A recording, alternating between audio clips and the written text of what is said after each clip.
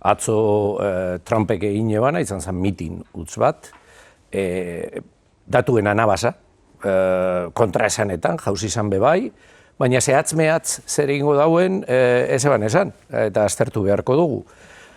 Baina garrantzitsua da, jakitea, estatu batek bakarrik ezin dagoela bere burua defenditu, honen aurrean, eta hori Europak argi daukala, uste dut. Naiz eta,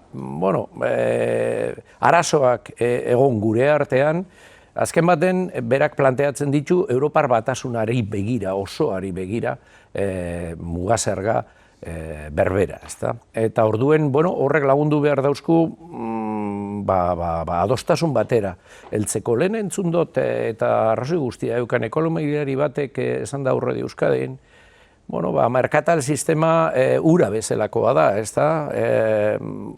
Zulo bat estaltzen baduzu, beste zirrikitu batzuk bilatzen ditu urak urtetzeko, ezta? Eta, nik uste dut azken baten merkatal orekak aldatuko direla, kaltetuak ez dire asko izango dira, ez da bakarrik Europa izango, eta igual kaltetuen arteko aliantzak sortu daiteke zemetik aurrera.